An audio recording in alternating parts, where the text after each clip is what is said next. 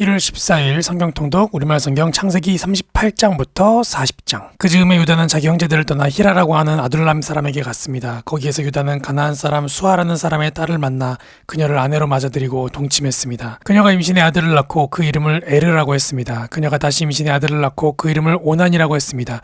그녀가 다시 임신의 아들을 낳고 그 이름을 셀라라고 했습니다. 셀라를 낳은 곳은 거십이었습니다. 유다는 맏아들 에르를 위해 아내를 맞아들였는데 그녀의 이름은 다말이었습니다. 유다의 맏아들 에르는 여호와께서 보시기에 악했으므로 여호와께서 그를 죽이셨습니다. 그러자 유다가 오난에게 말했습니다. 내 형수와 결혼해 시동생으로서 의무를 행하고 내 형의 자손을 낳아주어라. 그러나 오난은 그 자손이 자기의 자손이 되지 못할 것을 알고 그녀의 침소에 들 때마다 형의 자손이 생기지 않도록 땅에 설정했습니다. 그가 한 짓이 여호와 보시기에 악했으므로 여호와께서 그도 죽이셨습니다. 유다가 며느리 다말에게 말했습니다. 내 아들 셀라가 자랄 때까지 내 친정에 가서 과부로 있어라. 유다는 셀라도 형들처럼 죽게 될지 모르겠다고 생각했습니다. 다말은 친정에 가서 살았습니다. 오랜 세월이 지나 수아의 딸인 유다의 아내가 죽었습니다. 애도하는 기간이 지난 후에 유다는 자기 친구 아둘람의 히라와 함께 자기 양들의 털을 깎는 사람들이 있는 딥나로 갔습니다. 그때 다말이 내 시아버지가 양털을 깎으러 딥나로 오고 있다라는 말을 들었습니다. 그녀는 과부옷을 벗고 베일로 얼굴을 가려 변장을 하고는 딥나로 가는 길가에 있는 에나임 입구에 앉아 있었습니다. 셀라가 다 자랐는데도 자기를 셀라의 아내로 주지 않았기 때문이었습니다. 유다는 다말을 보고 그녀가 창녀라고 생각했습니다. 다말이 얼굴을 가리고 있었기 때문입니다. 유다가 길에서 벗어나 다말에게 다가가서 내가 너의 침소에 들어가야겠다라고 말했습니다. 그는 그녀가 자기 며느리인 줄을 몰랐습니다. 다말이 물었습니다. 제게 들어오시는 대가로 제게 무엇을 주시겠습니까? 유다가 말했습니다. 내 가축 가운데 염소 새끼 한 마리를 보내주겠다. 다말이 말했습니다. 그것을 주실 때까지 담보물을 제게 주시겠습니까? 유다가 말했습니다. 담보물로 무엇을 내게 주었으면 하느냐? 다말이 말했습니다. 가지신 도장과 도장끈 그리고 손에 갖고 계신 지팡이를 주십시오. 그는 다말에게 그것들을 주고 그녀와 잠자리를 함께 했습니다. 다말이 그로 인해 임신하게 됐습니다. 다말은 일어나서 떠났습니다. 그녀는 베일을 벗고 다시 과부의 옷을 입었습니다. 유다는 그 여자에게 담보물을 되돌려 받으려고 자기 친구인 아둘람 사람 편에 어린 염소를 보냈습니다. 그러나 그는 그 여자를 찾지 못했습니다. 유다의 친구는 그곳 사람들에게 물었습니다. 여기 길가에 에나임에 있던 그 창녀가 어디 있습니까? 그들이 말했습니다. 이곳에는 장녀가 없습니다. 그가 유다에게로 돌아가서 말했습니다. 그 여자를 찾지 못했네. 게다가 그곳 사람들이 말하길 이곳에는 장녀가 없습니다 라고 하더군. 유다가 말했습니다. 그 여자가 가진 것을 갖도록 그냥 놔두세. 그러지 않으면 우리가 웃음거리가 될 테니 말이야. 어쨌든 나는 이 어린 염소를 보냈는데 다만 자네가 찾을 수 없었던 것뿐일세. 석 달쯤 지나서 유다에게 대개 며느리 다말이 창녀짓을 하다가 임신을 했소라는 소식이 들렸습니다. 그녀를 끌어다가 불태워버려라. 그녀는 끌려 나오면서 시아버지에게 전가를 보냈습니다. 저는 이것들이 임자 때문에 임신한 것입니다. 그녀가 다시 말했습니다. 이 도장과 도장끈과 지팡이가 누구 것인지 살펴보십시오. 유다가 그것들을 알아보고 말했습니다. 그녀가 나보다 옳다. 이는 내가 내 아들 셀라를 그녀에게 주지 않아서 그렇게 된 것이다.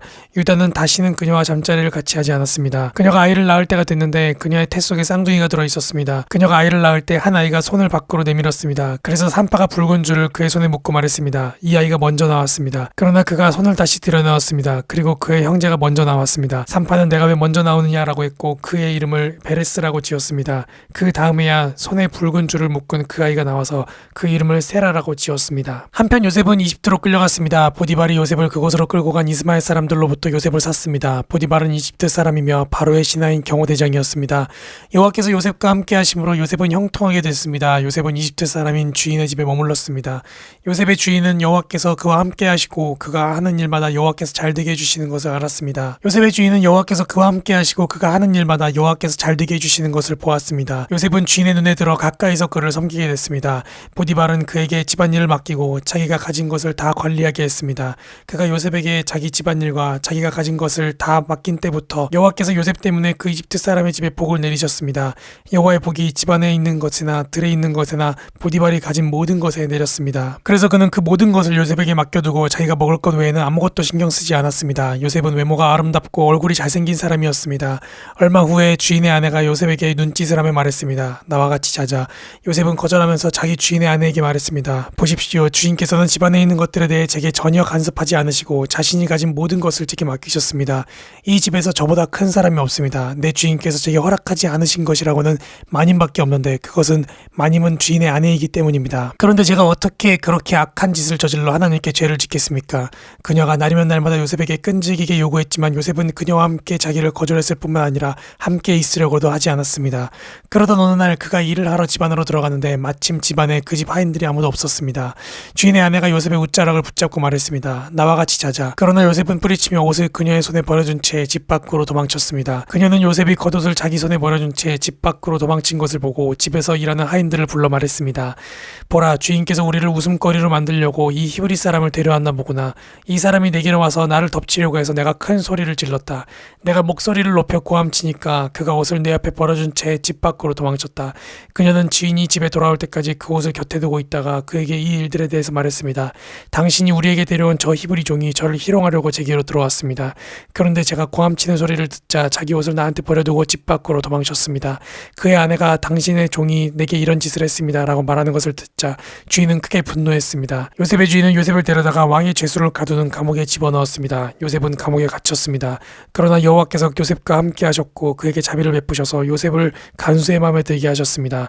간수는 요셉에게 감옥에 있는 모든 사람들과 거기에서 이루어지는 모든 일들을 다 맡겼습니다. 간수는 요셉이 맡은 모든 것에 대해 조금도 간섭하지 않았습니다. 이는 여호와께서 요셉과 함께 하셔서 그가 하는 일마다 형통하게 하셨기 때문입니다. 얼마 후 이집트 왕의 술 맡은 관원장과 빵 굽는 관원장이 그 주인인 이집트 왕에게 잘못을 저질렀습니다.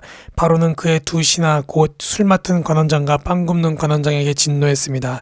바로는 그들을 경호대장의 집에 있는 감옥에 가두었는데 그곳은 요셉이 갇혀 있는 감옥이었습니다.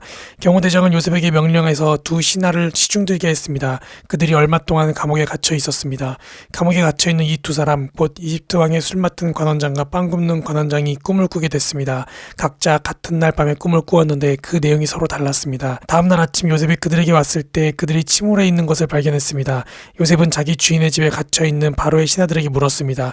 오늘은 두 분의 얼굴빛이 왜 그리 안 좋으십니까? 그들이 대답했습니다. 우리가 꿈을 꾸었는데 꿈을 풀이해 줄 사람이 없구나. 요셉이 그들에게 말했습니다. 꿈을 풀이하는 것은 하나님께 달린 일이 아니겠습니까? 꿈 꾸신 것을 제게 말씀해 보십시오. 술 맡은 관원장이 요셉에게 자기가 꾼 꿈 이야기를 했습니다. 꿈속에서 내 앞에 포도나무가 하나 있는 것을 보았네. 그 나무에 가지가 셋 달렸는데 싹이 돋고 곧 꽃이 피더니 금세 포도송이가 열리는 것이었네. 내 손에 바로의 잔이 들려있기에 내가 포도를 따서 바로의 잔에 짜 넣었네. 그리고 그것을 바로께 드렸네. 요셉이 말했습니다. 이 꿈은 이런 뜻입니다. 가지 셋은 3일입니다. 3일 안에 바로께서 관원장님을 풀어주시고 관원장님의 지위를 회복시켜 주실 것입니다. 관원장님이 전에 바로의 술 맡은 관원장이셨을 때 하던 대로 바로의 손에 잔을 올려드리게 될 것입니다. 일이 잘 풀리면 저를 기억하시겠다고 약속해 주십시오. 제게 은혜를 베풀어 바로께 제 이야기를 하셔서 저를 이 감옥에서 내보내 주십시오. 저는 히브리 땅에서 끌려왔는데 여기에서 감옥에 갇힐 만한 일은 결코 하지 않았습니다. 요셉의 꿈풀이가 좋은 것을 보고는 빵 굽는 관원장도 요셉에게 말했습니다. 나도 꿈을 꾸었는데 보니까 내 머리 위에 빵 바구니가 3개가 있었네. 맨 위에 있는 바구니에 바로께 드릴 온갖 구운 빵들이 있었는데 새들이 내 머리 위에 있는 그 바구니의 빵을 먹어버렸네. 요셉이 말했습니다. 그 꿈은 이런 뜻입니다. 새 바구니는 3일입니다. 3일 안에 바로께서 관원장님의 목을 베고 몸을 나무에 매달 것입니다. 그러면 새들이 관원장님의 살을 뜯어먹을 것입니다. 그 3일째 되는 날은 바로의 생일이었습니다. 바로는 모든 신하들을 불러 잔치를 베풀었습니다. 바로는 그의 신하들 앞에서 술 맡은 관원장과 빵 굽는 관원장을 불러들였습니다. 바로는 술 맡은 관원장을 원래의 직위로 복귀시켜 그가 바로에게 잔을 바치게 했습니다. 그러나 바로는 빵 굽는 관원장의 목을 매달았습니다. 요셉이 그들에게 꿈을 풀어준 대로였습니다. 하지만 술 맡은 관원장은 요셉을 기억하지 않고 잊어버렸습니다. 아멘.